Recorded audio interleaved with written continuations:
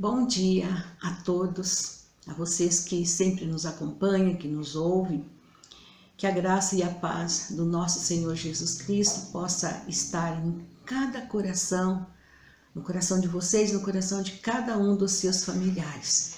Eu espero que vocês passaram uma boa semana, já estamos hoje, domingo, começando uma nova semana, e eu creio que o Senhor esteve com vocês e continuará com vocês. E que vocês continuem com o Senhor, buscando sempre o Senhor, porque a melhor coisa que nós fazemos é sempre buscar ao Senhor, sempre estar diante dele. Vamos orar? Deus, eu quero te agradecer por esse dia, uma nova oportunidade que tu estás nos dando de viver, de estar na tua presença, de buscar a tua santa palavra, de estudá-la. E nós te agradecemos, Deus, por esse dia, por esse momento de estudo, esse momento, Deus, na tua presença. Que o Senhor nos abençoe, que o Senhor esteja conosco, com cada pessoa que há de estar ouvindo, compartilhando deste momento de estudo da tua palavra. Que o Senhor abençoe também os familiares de cada um, Senhor. Que todos nós juntos possamos buscar ao Senhor, possamos fazer tão somente a tua santa e bendita vontade. Muito obrigada por este momento, muito obrigada pela vida de cada um. E usa-nos, ó Deus, para aprendermos mais e mais da tua palavra e para compartilharmos a tua santa palavra. Em nome de Jesus Cristo, teu Filho, que eu oro. Amém. É muito bom, vocês já me conhecem, eu sou a Tereza Braz. Eu sou membro da Igreja Batista em Brás Cubas e na igreja nós temos a Escola Bíblica Dominical e eu sirvo ao Senhor como professora da classe Boas Novas, uma das classes da Escola Bíblica Dominical. No domingo passado nós estávamos estudando o capítulo 10 de Mateus, nós estamos estudando os Evangelhos e domingo passado nós estudamos sobre os chamados dos 12 discípulos, agora não mais como discípulos, mas como apóstolos do Mestre. Nós estudamos também sobre as instruções que Jesus passou para eles, em primeiro lugar, para que eles fossem pregar o Evangelho, levar a mensagem de salvação, a mensagem do reino às ovelhas perdidas de Israel, que o reino do céu já havia chegado, e que eles não deveriam preocupar-se com a viagem, os discípulos, né? Jesus instituiu esses 12 apóstolos e mandou que eles fossem pregar, mas que eles não se preocupassem o que levar na viagem, que o Pai supriria então todas as necessidades deles.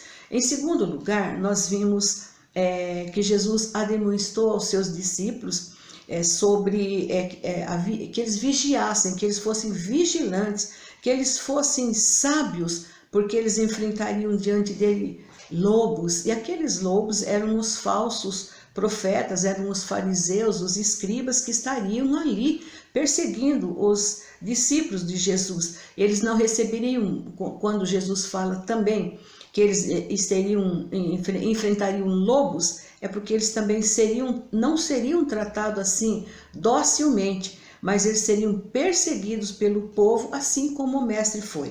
E no terceiro item nós vimos que Jesus concedeu ou estimulou os discípulos para que eles deveriam sempre temer a Deus, eles deveriam buscar a Deus, pois Deus é o Deus de todo poder, o Deus que cuidaria deles na viagem por onde eles andassem.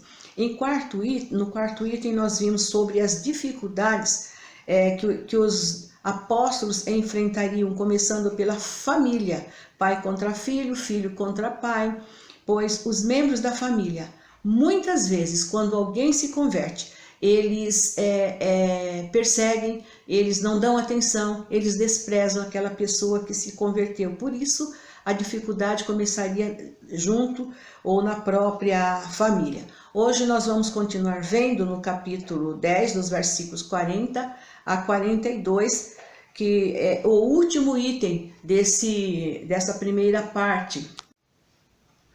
E nestes versículos, agora, nesse quinto item, nós vamos ver então sobre as recompensas que os apóstolos teriam. Jesus orientou então seus alunos, eles eram os alunos de Jesus, né? Que eles, embora as lutas, as perseguições que eles enfrentariam, eles receberiam recompensas. E aqueles que recebessem também os seus discípulos, como discípulos do Mestre, eles também seriam recompensados. Alguns iriam recebê-los como profeta, iriam reconhecê-los como representantes do Messias. Aqueles que o recebessem assim, seriam como se estivessem recebendo o próprio Jesus, o próprio Mestre que o Pai enviou. Os judeus sabiam bem que os reis governavam em nome do Senhor, que os sacerdotes ministravam em nome do Senhor, mas o profeta, ele vinha em nome do Senhor. E aqueles discípulos, então, eles eram os profetas do Senhor. E eles vinham para instruir os profetas lá no Velho Testamento. Eles instruíam os sacerdotes, os profetas, eles encorajavam os reis de Israel, eles falavam em nome de Deus para ajudar o povo. O profeta, ele sempre era um homem enviado por Deus, da parte de Deus, para trazer uma mensagem aos reis e aos sacerdotes. Então, se as multidões, dizemos multidões porque a Bíblia fala que eram multidões que seguiam Jesus, aquela multidão que sempre estava então presente, qualquer um que recebesse o mais humilde seguidor de Cristo como profeta, essa pessoa também seria recompensada pelo Senhor, porque o que ele fez não faria aos discípulos, mas sim feito para o Mestre. Até mesmo um copo de água fria que a multidão desse a um daqueles apóstolos de Jesus, aqueles discípulos de Jesus, que eram seguidores do Mestre, eles seriam recompensados. Jesus encerra suas ordens especiais aqui aos apóstolos, investindo-os de poder, de dignidade real e também indicando que eles fossem às aldeias, à casa de Israel, mesmo que eles fossem rejeitados, perseguidos, que eles fossem tentados, até mortos, mas nunca deveriam esquecer que eram representantes do rei, que eles eram profetas do rei. Eles deveriam falar e agir em nome do rei. Hoje nós somos os profetas do rei, não para profetizar algo, mas para falar daquilo que o Mestre já profetizou, que a palavra de Deus já está completa sobre a profecia. Eles seriam perseguidos, mas o Mestre estaria com eles. Eis que eu estou convosco todos os dias. Foi a promessa de Jesus. Agora nós vamos entrar no capítulo 11. E o capítulo 11, ele vai nos orientar sobre o aumento da oposição e rejeição. E nós vamos estudar também sobre o testemunho de João Batista. Jesus terminou então no capítulo 10 de instruir seus discípulos para uma missão temporária, enviando-os primeiro às ovelhas perdidas da casa de Israel. E a partir dali, para a região, ele foi para a região da Galiléia para continuar ensinando e pregando o Evangelho. Então, nós vamos ver no capítulo 11, de 1 a 19, primeiramente, sobre o testemunho de João. Como nós falamos aqui, nós vamos ver sobre o testemunho de João também. João Batista estava preso por ordem de Herodes. E ali na prisão, sozinho, ele ouviu falar das obras, dos feitos, dos milagres que o Messias estava realizando. E então, na sua mente, surgiu uma dúvida. Será que ele era o Messias mesmo? Ele estava passando por dificuldades, né? Também. E João então pensou, será que aquele que veio realmente é o Messias? Bem, se ele é o Messias, aquele do qual eu fui o precursor, eu vim antes dele, preparando o caminho para ele, por que eu, João, estou aqui na prisão? Por que eu estou aqui sozinho, desamparado, doente? Nós já estudamos e nós sabemos que João foi um dos grandes homens de Deus separado e desde o Velho Testamento anunciado que ele viria para preparar o caminho, ele vinha antes do Messias para preparar a chegada do Messias. João aqui, quando ele pergunta, será que aquele é o Messias mesmo? Ele fica naquela dúvida. Ele não perdeu a sua fé. Por ele enviar os seus dois discípulos para perguntar a Jesus se ele de fato era o Messias que haveria de vir. O que faltou em João temporariamente foi a fé, uma fé temporária. Não, ele não perdeu a fé, mas faltou-lhe a fé temporariamente. Eu creio que quase todos nós também já passamos por momentos assim, quando nós vemos que a nossa fé está fraquinha, a nossa fé está precisando de uma vitamina, não é verdade? Creio que vocês também já passaram por isso. Então, aquele momento, para João, ele faltou um pouco de fé na vida dele. E então, possivelmente ele pensou, mas como é que eu posso fazer para corrigir o meu erro? Eu não perdi a fé. Ele ainda mantinha a fé no mestre, aquele mestre que veio. São momentos temporários, como nós falamos, que às vezes nós nos sentimos fracos, cansados espiritualmente. João teve o privilégio de abrir o caminho para Cristo, e depois Cristo percorreu esse caminho, e Cristo sabia quem era João. Por isso, o próprio Jesus dá testemunho de João, como nós vemos aqui nestes versículos.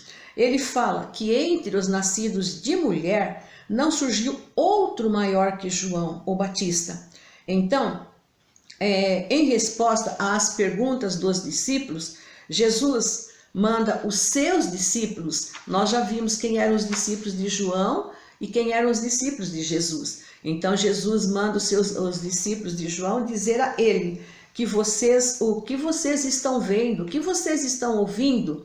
Os cegos veem, os coxos andam, os leprosos são purificados, os surdos ouvem, os mortos são ressuscitados e aos pobres é anunciado o Evangelho. Então, tanto os discípulos de Jesus que acompanhavam Jesus, quanto os discípulos de João estavam vendo tudo aquilo que Jesus estava fazendo. A multidão estava vendo. João não estava vendo porque João estava preso, mas ele estava ouvindo alguém falar que Jesus veio, que Jesus estava fazendo esses milagres. Então, Jesus fez tudo isso na presença dos seus discípulos, das multidões, como nós vimos nos capítulos 8 e 9. Foram as experiências que os discípulos viveram com o Messias, e então o Messias manda os discípulos contarem a João. E com esta resposta, a fé de João foi confirmada e foi reanimada. Ela foi fortalecida ainda mais na sua vida total. João foi um exemplo de fidelidade ao Messias. Nos versos de 7 a 19 do capítulo 11, o próprio Jesus ele dá testemunho de João, como nós já falamos, e ele fala à multidão a respeito de João, fazendo algumas perguntas para a multidão. Por exemplo, ele fala para a multidão, o que vocês saíram a ver no deserto? Lembrando que João apareceu no deserto pregando sobre o arrependimento, porque era chegado o reino dos céus. Mas a pergunta vai mais além. O que saíste ver no deserto? Um caniço agitado pelo vento? Mas o que vocês saíram para ver no deserto? Jesus insiste, vocês podem ler nos versículos aí do capítulo 11, que Jesus insiste nessa pergunta. Aí Jesus fala assim, um homem de trajado de vestes luxuosas, um caniço é uma cana fraca, uma cana pequena, uma cana que quebra com qualquer vento. Se o vento agitar, essa cana vai cair. Quando eu morava no sítio, eu morei até meus 15 anos, eu morei no sítio. Então, quando dava aquele vento forte, as canas, os milhos, eles caíam todos, porque eles eram altos, eles não tinham muita raiz profunda. Então, eles caíam e a gente tinha que ir lá para levantar, para calçar, para que aquela cana ou então aquele milho pudesse continuar a crescer. Mas o que tinha a ver isso, essa cana, esse caniço que quebraria com o vento? O que Jesus queria explicar com essa palavra que ele estava falando? É que ele estava explicando que a mensagem que João apareceu pregando no deserto era uma mensagem de poder. Ela não se abalaria com qualquer vento de doutrina, com qualquer coisa que os fariseus ou qualquer uma outra pessoa trouxesse. A mensagem de arrependimento para aquele que pela fé se arrepende e crê em Jesus como seu único e suficiente Salvador, ela se torna real. Ela é inabalável, porque é o decreto de Deus. E Deus não muda esse decreto. Deus não é homem para mentir. Quando ele diz lá em João 3,16, porque Deus amou o mundo de tal maneira que deu seu Filho unigênito para que todo aquele que nele crê não pereça, mas tenha a vida eterna. Esse decreto jamais mudará. Todo aquele que crê em Jesus de todo o coração, ele recebe a vida eterna. Não precisa esperar para ir para a eternidade. Aqui ele já recebe essa vida eterna. Ele só precisa viver agora essa vida eterna.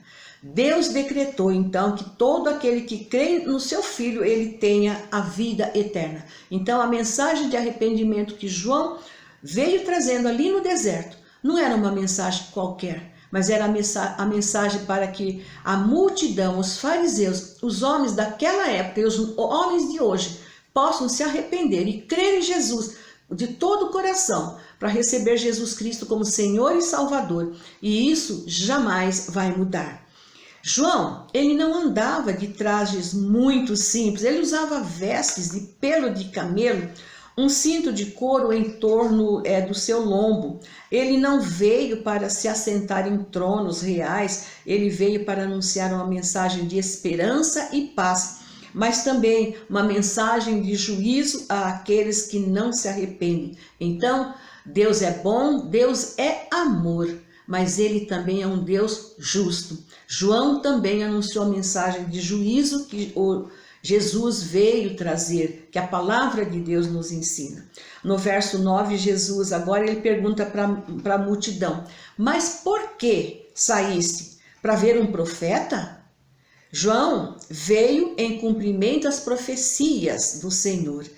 Ele era um simples homem de Deus, mas com autoridade divina para pregar no deserto, e ele era um pregador determinado. Foi um profeta do qual Jesus declarou que ele era muito mais que um profeta. Os profetas do Antigo Testamento, como nós falamos, eles profetizaram a vinda do Messias. João, o profeta do Novo Testamento, ele anunciou a efetiva chegada do Messias. Por isso, ele era mais do que profeta. Bem, mas e no verso 11, que nós vemos o testemunho o próprio testemunho que Jesus deu de João, mas há uma afirmação no verso 11 que nós vamos compartilhar, que está escrito assim: aquele que é maior no reino dos céus é maior do que João, maior do que ele, ou seja, maior do que João. Mas então, o que estava acontecendo? Se Jesus exaltou ali, elogiou a João, e agora ele mesmo diz que no reino dos céus João seria o menor de todos.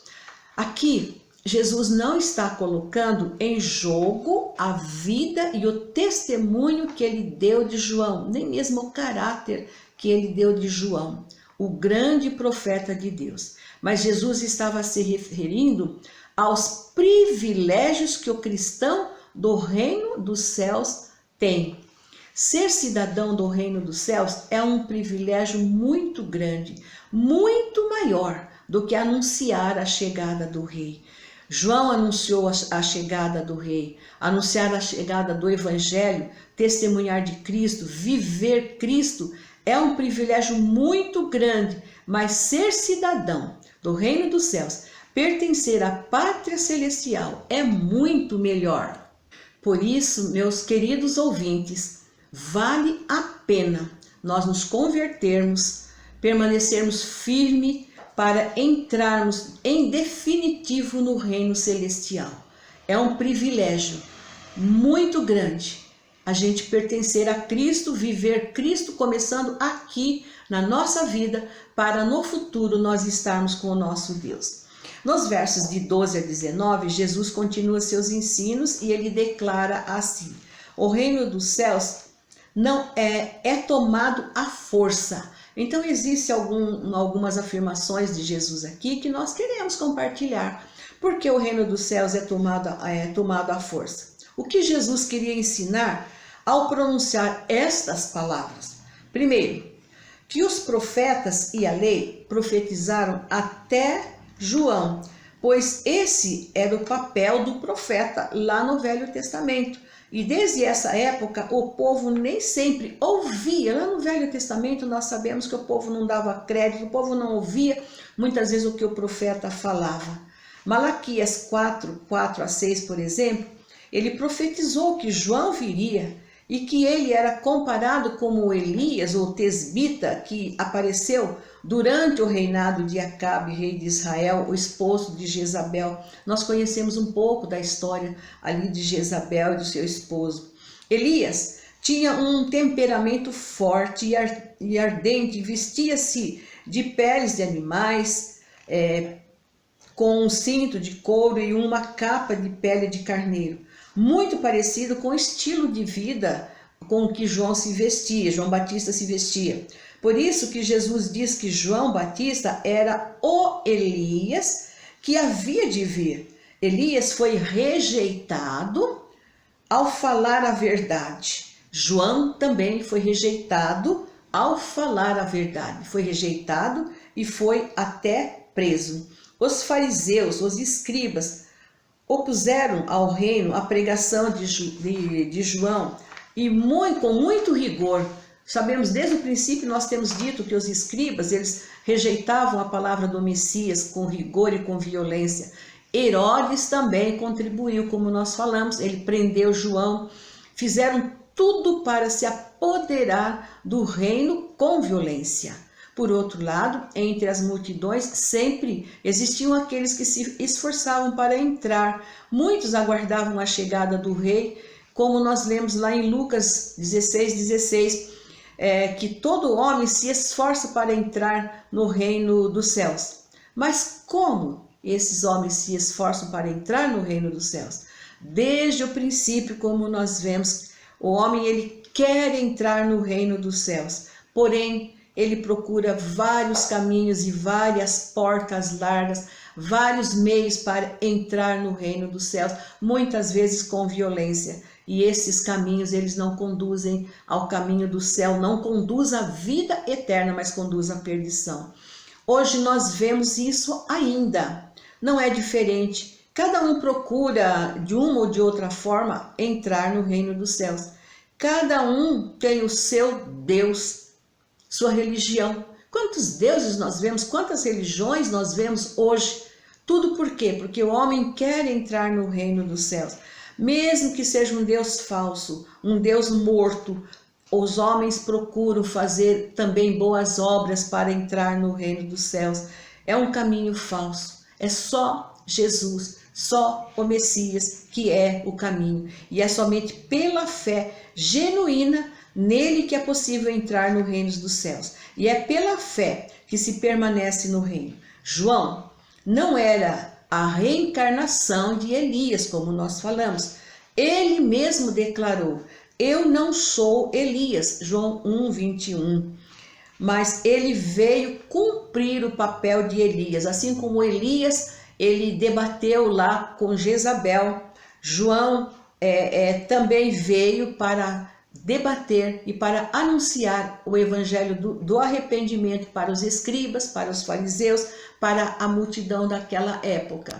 A multidão, os escribas, os fariseus, era uma geração que não tinha nenhum interesse, como nós estamos vendo desde o princípio, por Jesus, pelas coisas espirituais. E Jesus os compara então como criança, homens teimosos, criança sentada nas praças. Se vocês lerem no texto aí, vocês vão verificar isso, que se recusa qualquer proposta com relação ao reino. João veio como um modelo, com um modo simples de viver, pois se alimentava de gafanhotos e de mel silvestre, se vestia, como nós falamos, de pelos de camelo.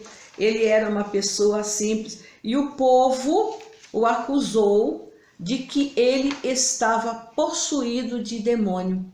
Em contrapartida, o Filho do Homem veio, comeu, bebeu, alimentou-se com alimentação comum da sua época, como qualquer outro homem. Então o chamaram de comilão, de beberrão de vinho, amigo dos publicanos e pecadores.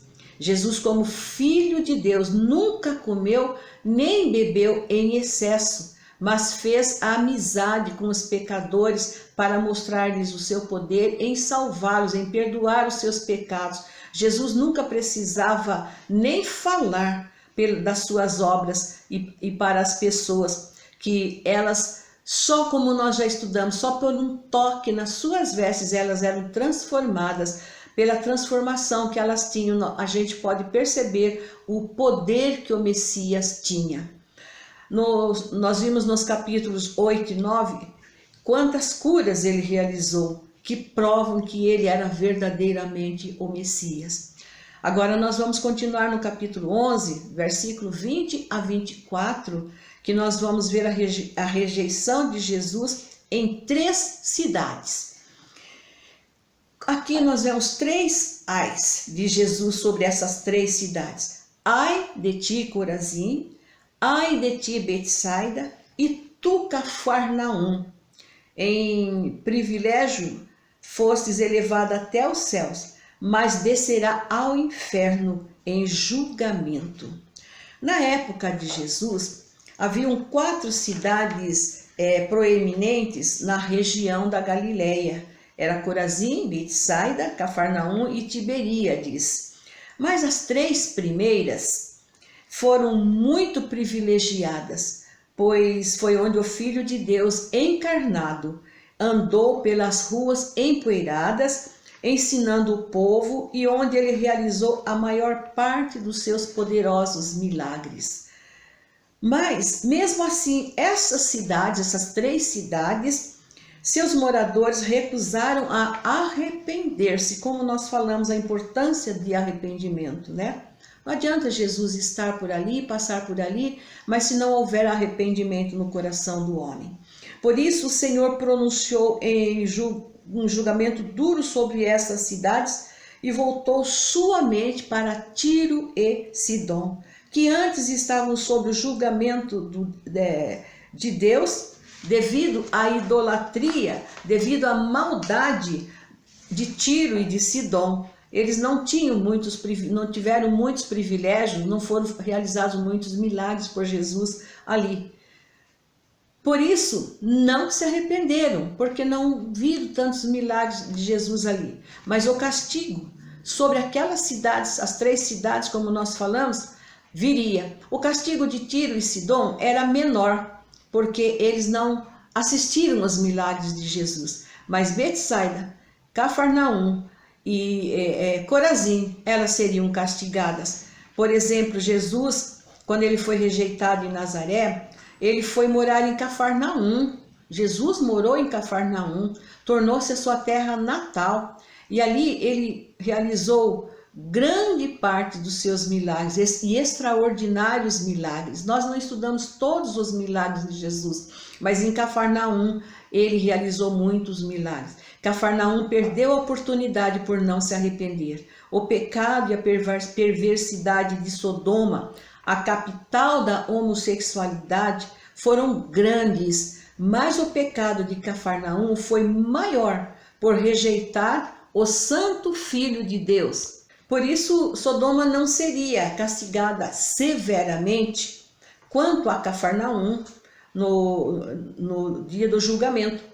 Quando Jesus diz no verso 22, haverá menos rigor no dia do juízo para Tiro e Sidom, e no verso 24 ele diz, haverá menos rigor para Sodoma, percebemos que haveria então, ou haverá, graus de punição ali no inferno, assim como haverá graus de recompensa nos céus. Como nós falamos, estas cidades que rejeitaram, não se arrependeram de Jesus, não buscaram Jesus, Jesus passou por ali, Jesus pregou ali, mas elas serão então castigadas com maior rigor. Nós lemos lá em 2 Coríntios 5:10 que Paulo escreve que cada um receberá o que fez por meio do corpo, segundo o que praticou, o bem ou o mal. Então haverá sim, assim, uma recompensa maior para quem faz as coisas melhor de coração para Deus, e uma recompensa menor para aquele que não faz de coração para Deus. Todos serão recompensados, mas cada um receberá o que fez por meio do corpo, segundo o que praticou, o bem ou o mal. E estas cidades, ou nós mesmos individual, porque aqui Paulo fala que é cada um. Então, o que nós fizermos de bem, nós vamos receber. O que nós fizermos de mal, também nós vamos receber. Em outro lugar também Paulo fala assim, que quem semeia na carne, da carne vai ceifar a recompensa. E quem semeia no Espírito, do Espírito ele vai ceifar então a vida eterna. Nos versículos de 25 a 30, nós vemos nesses versos a reação de Jesus diante de sua rejeição por parte do povo. As 3 cidades, como falamos, como foi rejeitada, rejeitou o Filho de Deus. Jesus sabia que sua rejeição por parte do homem cresceria ainda mais. Ele sabia tudo o que estava por vir, mas ele não reagiu com amargura ou vingança. Pelo contrário, e em primeiro lugar, ele elevou a sua voz em gratidão ao Pai, e ele orou assim: graças te dou, ó Pai, Senhor dos céus e da terra. Jesus exaltou o soberano Deus e se colocou à disposição do Pai para continuar realizando a sua obra e o propósito do Pai. A palavra de Deus não falha. As 3 cidades propositadas e deliberadamente rejeitaram a oportunidade, não receberam o Messias, não deram boas-vindas a ele. Então, Deus reteve a luz delas e concedeu aos pequeninos. Quem eram esses pequeninos? Eram os seus apóstolos. E para os pequeninos humildes, é para os pequeninos e humildes que Deus revela o seu propósito. Nós podemos parar e pensar que Deus, em sua infinita e grande misericórdia, Ele deixou para nós a sua palavra revelada. A Bíblia é a palavra de Deus, é a revelação de Deus para o ser humano, para o homem. O homem só precisa tomar posse da palavra de Deus, ler e procurar viver a palavra de Deus. Nós vivemos nesse mundo, nesse tempo presente, e não só agora, como estamos vendo, essa história toda é de há mais de 2000 anos atrás. Mas desde o princípio, o homem ele não tem paz com Deus muitas vezes, ou a maioria das vezes, porque ele não obedece à palavra de Deus. Ele não aceita aquilo que Deus propõe para ele. Paulo, em 1 Coríntios 1, 20 em diante, ele escreve que Deus tornou a sabedoria deste mundo louca para confundir os sábios. E Deus escolheu as coisas fracas deste mundo para confundir as fortes. Deus rejeita os soberbos, os arrogantes, mas dá graça aos humildes e pequeninos que submetem a Ele. No verso 27, Jesus declara que tudo foi me entregue por meu Pai. Embora, diante de um cenário crítico de rejeição, perseguição, oposição crescente, o rumo de sua vida, da vida de Jesus triunfante, estava caminhando. Tudo lhe foi entregue pelo Pai, por isso o Filho tem todo o poder para revelar o Pai a quem Ele quiser. Todo aquele que conhece o Filho também conhece o Pai. Em João 14, 7 nós podemos conferir isso daí. Parece que Jesus aqui está ensinando aos discípulos que todo o poder foi dado para ele fazer uma escolha arbitrária, selecionando uns e excluindo outros. Mas não, porque logo a seguir ele lança um convite universal para toda a humanidade. Vinde a mim, todos os cansados e sobrecarregados, a fim de descansarem. Com infinita ternura, mesmo após ser rejeitado, Jesus lança este convite ao povo, à multidão que o acompanhava, a todos os cansados. Esse vinde a mim de Jesus significa acreditar, entrar por uma porta estreita, aceitando a dádiva de Deus, que é o próprio Senhor Jesus Cristo, aceitando a vida eterna que Deus veio trazer em Jesus Cristo, que Ele concede a todos os que o aceitam esse convite. A pessoa precisa, em humildade, admitir que está cansada dos seus pecados, está sobrecarregada pelo peso do seu pecado, arrependida, aceitar o convite de Jesus, que logo ela encontra o alívio, logo ela encontra a pessoa de Jesus Cristo. Esse alívio, esse descanso da vida eterna é um dom concedido por Jesus mediante a fé nele.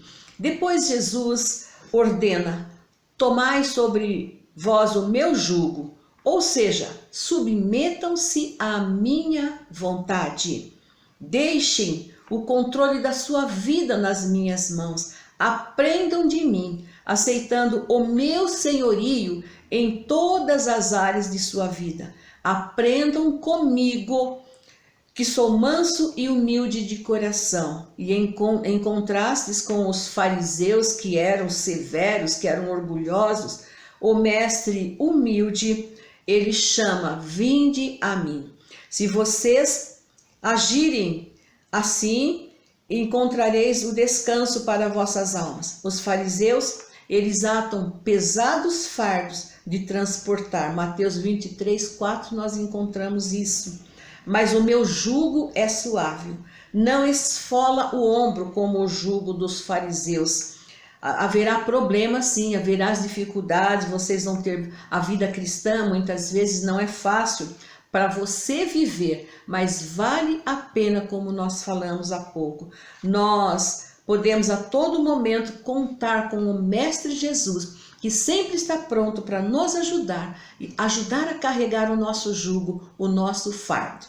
Que Deus nos abençoe. No próximo domingo nós continuaremos. Nós vamos ver o capítulo 12 no próximo domingo. Um bom domingo a todos.